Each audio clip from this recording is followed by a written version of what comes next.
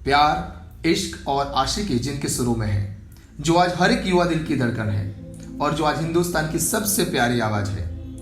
दोस्तों, मैं नीरज सोनी आज बात कर रहा हूं भारत देश के सबसे लोकप्रिय और बेहतरीन गायक, युवा दिलों को जीतने वाले अरिजीत सिंह की।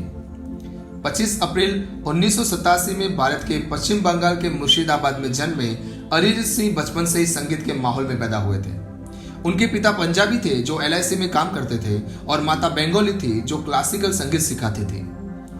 अरिजीत ने शुरुआती संगीत अपनी माँ से सीखा जो गायन के साथ तबला वादन भी करती थी। पढ़ने से ज्यादा उनको संगीत में और खासकर क्लासिकल संगीत में ज्यादा रुचि थी। संगीत को लेकर लगाव देखकर उनके परिवार ने उन्हें राजेंद्र प्रसाद हजारी, जो मशहूर क्लासिकल संगीतकार थे, उनसे तालीम के लिए भेजा। क्लासिकल संगीत की तालीम के साथ अरिजीत ने धीरेन्द्र प्रसाद हजारी से तबला वादन की शिक्षा और बीरेंद्र प्रसाद हजारी से रविंद्र संगीत और पॉप संगीत की शिक्षा ली। जब अरिजीत 18 साल के थे तब उन्होंने अपने गुरु राजेंद्र प्रसाद हजारी के कहने पर 2005 में आए रियलिटी शो फेम गुरुकुल में ऑडिशन दिया। हालांकि अरिजीत को ऑडिशन देने का मन नहीं था क्योंकि उनको क्लासिकल संगीत से बड़ा लगाव था, लेकिन गुरु राजेंद्र प्रसाद हजारी को लग रहा था कि क्लासिकल संगीत की परंपरा अब खत्म हो रही है। अरिजीत इस शो में इसलिए भी जाने के लिए तैयार हुए क्योंकि जज के तौर पर शंकर महादेवन भी थे जो क्लासिकल संगीत के बैकग्राउंड से थे और अरिजीत उनके फैन थे। उस शो में अरिजीत की सोलफुल वॉइस को बहुत सराहा गया, लेकिन टॉप 6 तक पहुंचने के बाद जनता के कम वोट मिलने से शो हार गए और शो से बाहर हो गए। उसके बावजूद शंकर महादेवन अरिजीत की आवाज से काफी प्रभावित हुए और भविष्य में अरिजीत के साथ काम करने का वादा किया। म्यूजिक इंडस्ट्री में कदम रखने से ही अरिजीत को पता चल गया था कि प्लेबैक सिंगिंग में कोई चांस नहीं है, क्योंकि उन्होंने देखा था कि कई दिग्गज प्लेबैक सिंगर्स के पास अच्छे काम की कमी है। अब अरिजीत बतौर म्यूजिक प्रोड्यूसर काम करने लगे और अच्छे म्यूजिक प्रोग्रामर बने। म्यूजिक की बारीकियों को समझकर अरिजीत अच्छे म्यूजिक प्रोग्रामर बन चुके थे। फेम गुरुकुल शो के दौरान मशहूर फिल्म डायरेक्टर संजय लीला बंसाली की नजर अरिजीत पर पड़ी थी और आवाज से प्रभावित हुए संजय लीला बंसाली ने अपने अगली फिल्म सांवरिया में यू शबनमी गाना गवाया, लेकिन स्क्रिप्ट में बदलाव होने के कारण अरिजीत का गाना रिलीज ही नहीं हुआ। इसके बाद टिप्स कंपनी ने एक एल्बम के लिए अरिजीत को साइन किया, लेकिन ये एल्बम भी किसी कारण से रिलीज ही नहीं हुआ। अरिजीत को मौके तो मिल रहे थे, लेकिन किस्मत को अरिजीत से कुछ और ही करवाना था, तो हर बार वो रिजेक्ट होते। इसके बावजूद अरिजीत ने हार नहीं मानी, लगातार अपने काम को बेहतरीन करते रहे। आगे चलकर एक और रियलिटी शो 10 के 10 ले गए दिल आया, जिसमें फेम गुरुकुल और इंडियन आइडल के विजेताओं के बीच मुकाबला था। अरिजीत शो का हिस्सा बने और अपने सोलफुल वॉइस से शो जीत गए। शो जीतने के बाद अरिजीत ने शो में मिले पैसों से मुंबई के लोखंडवाला में अपना एक रिकॉर्डिंग स्टूडियो बनाया, लेकिन इंडस्ट्री में नए सिंगर से कोई गाना गवाना नहीं चाहता था, तो मुंबई में टिके रहने के लिए अरिजीत को कुछ काम करना था, तो वे रेडियो स्टेशन, न्यूज चैनल और एडवर्टाइजिंग में म्यूजिक देने लगे।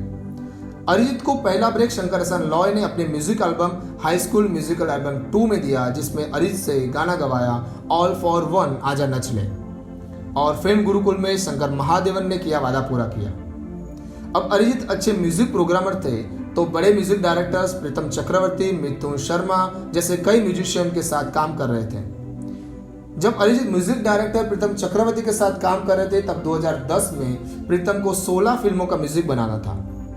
16 फिल्मों का संगीत बनाने के दौरान अरिजीत रोज 4-5 गानों के रफ कट्स गाते। ये सुनकर अब प्रीतम को अरिजीत की काबिलियत पे भरोसा हो चुका था, तो गोलमाल 3, क्रूक और एक्शन रिप्ले में अरिजीत को काम दिया। 2011 में अरिजीत का पहला बॉलीवुड डेब्यू हुआ। अरिजीत ने म्यूजिक डायरेक्टर मिथुन शर्मा के कंपोजिशन में मर्डर 2 मूवी का गाना गाया, फिर मोहब्बत करने लगा। उनके सोलफुल वॉइस की बहुत तारीफ हुई और गाना सुपरहिट हुआ। ये गाना भी अरिजीत ने 2009 में रिकॉर्ड किया था, लेकिन रिलीज 2011 में हुआ। अब अरिजीत के किस्मत के पत्ते खुल गए थे, उन्हें अब बॉलीवुड में काम मिलने लगा था।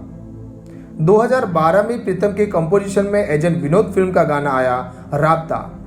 गाने की सफलता को देखते प्रीतम ने इस गाने को 4 अलग अलग वर्जन में गवाया और रिलीज किया। अब अरिजीत का हर गाना सुपरहिट हो रहा था। उसी साल प्रीतम के साथ अरिजीत ने प्लेयर्स, कॉकटेल एवं बर्फी मूवी में भी गाना गाया। कॉकटेल का यारिया और बर्फी का फिर ले आया दिल गानों ने सबके दिल जीत लिए। गानों की सफलता के चलते हर कोई म्यूजिक डायरेक्टर्स उनसे गाना गवाना चाहते थे। एक और बड़े म्यूजिक डायरेक्टर विशाल शेखर के लिए 2012 में संगाई फिल्म के लिए अरिजीत ने गाना गाया जो भेजी थी दुआ, और इस गाने के लिए उन्हें अवार्ड भी मिले। 2013 अरिजीत के कैरियर का सबसे बड़ा साल और सबसे सफल साल रहा, और अरिजीत की कड़ी मेहनत रंग लाई, उनकी किस्मत चमक उठी। अरिजीत ने इस साल मिथुन के कंपोजिशन में म्यूजिकल फिल्म आशिकी 2 के लिए गाना गाया तुम ही हो। ये रोमांटिक गाना अरिजीत के कैरियर का सबसे बड़ा हिट गाना रहा, और इस गाने ने पूरे हिंदुस्तान की युवा दिलों पर राज किया, और मानो इस गाने ने सबको रोमांटिक बना दिया हो। यह गाना 10 जगह नॉमिनेट हुआ और 10 में से 9 में अवार्ड जीते। इस गाने के लिए अरिजीत को बेस्ट फिल्म फेयर अवार्ड भी मिला। फिल्म में म्यूजिक जीत गांगुली ने दिया था, जिनके साथ मिलकर अरिजीत ने फिल्म के बाकी गाने भी गाए। जीत गांगुली को इस फिल्म के लिए फ्रेश आवाज की जरूरत थी, और उन्होंने अरिजीत का गाना जो भेजी थी दुआ यूट्यूब पे सुना, और सुनते ही अरिजीत से अपने गाने गंवाने का फैसला किया था। जिस तरह पुरानी मूवी आशिकी में कुमार सानू रोमांटिक सॉन्ग्स गाकर अचानक से सुपरस्टार सिंगर बने थे, वैसे ही एक नई घटना का जन्म हुआ था। नई मूवी आशिकी 2 के गानों ने अरिजीत को द बेस्ट प्लेबैक सिंगर बना दिया था। इसके बाद बड़े बड़े फिल्म प्रोड्यूसर, फिल्म डायरेक्टर्स और म्यूजिक डायरेक्टर्स सभी अपनी फिल्म के 1-2 गाने तो अरिजीत से ही गवाते। 2013 में करण जौहर की फिल्म ये जवानी है दीवानी में प्रीतम के साथ मिलकर फिल्म के लगभग सभी गाने गाए। इस फिल्म का एक गाना बलम पिचकारी के लिए अरिजीत को म्यूजिक प्रोड्यूसर भी बना दिया गया। 2013 साल ने अरिजीत को बेहतर संगीतकार बनाने में मदद की।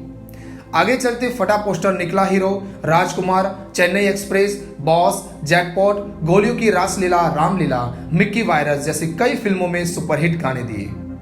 अब वह समय आ चुका था जब हर छोटा बड़ा म्यूजिक डायरेक्टर अपनी फिल्म में अरिजीत से कम एक गाना तो गवाता, क्योंकि उनको विश्वास था कि अरिजीत के एक गाने से पूरी फिल्म हिट हो सकती है। और 2014 में साजिद वाजिद, ए.आर. रहमान, अमित त्रिवेदी, टॉनी कक्कर, पलाश मुछाल जैसे कई बड़े डायरेक्टर्स के साथ अरिजीत ने काम किया। 2 स्टेट्स का मस्त मगन, सिटी लाइट का मुस्कुराने की वजह तुम हो से लेकर 2016 की दंगल मूवी का नैना सॉन्ग ने दिल को छू लिया है। 2019 में आई राजी मूवी के ए वतन गाने ने और 2020 में आई कलंक मूवी के टाइटल ट्रैक गाने कलंक ने उन्हें फिल्म फेयर अवार्ड दिलाया है। अब तक अरिजीत ने 150 से ज्यादा बॉलीवुड मूवी में 300 से ज्यादा सॉन्ग गाए हैं, और सारे सॉन्ग सुपरहिट है। दोस्तों, एक ऐसा भी वक्त था कि उनको बॉलीवुड में एक सॉन्ग नहीं मिल रहा था, और आज शायद हर एक मूवी में कम से कम एक गाना अरिजीत से गवाते हैं। ना सिर्फ बॉलीवुड बल्कि इंडिया की हर एक म्यूजिक इंडस्ट्री में अरिजीत ने अपने सोलफुल वॉइस से सबको खुश कर दिया है। गुजराती भाषा में भी अरिजीत ने एक सॉन्ग गाया है। रॉन्ग साइड राजू मूवी का सतरंगी रे गाना गाकर सारे गुजरातियों का दिल जीत लिया है। अरिजीत 70 से ज्यादा बार अवार्ड्स में नॉमिनेट हो चुके हैं और 26 से ज्यादा अवार्ड जीते हैं। 6 बार फिल्म फेयर अवार्ड विजेता और नेशनल अवार्ड को जीतने वाले अरिजीत सिंह का सफर मुश्किलों से भरा हुआ था, फिर भी वो अपनी मेहनत, अपनी लगन से सफल हुए। असफलताओं के पहाड़ पे सफलता का झंडा गाड़ने वाले सामान्य परिवार से आए अरिजीत सिंह हर एक युवा के लिए इंस्पिरेशन है। अरिजीत की ये कहानी हमें एक ही बात सिखाती है, नेवर गिव अप। ऐसी ही इंस्पिरेशनल और मोटिवेशनल वीडियो के लिए चैनल को सब्सक्राइब करें और अपने दोस्तों से वीडियो शेयर करें। धन्यवाद।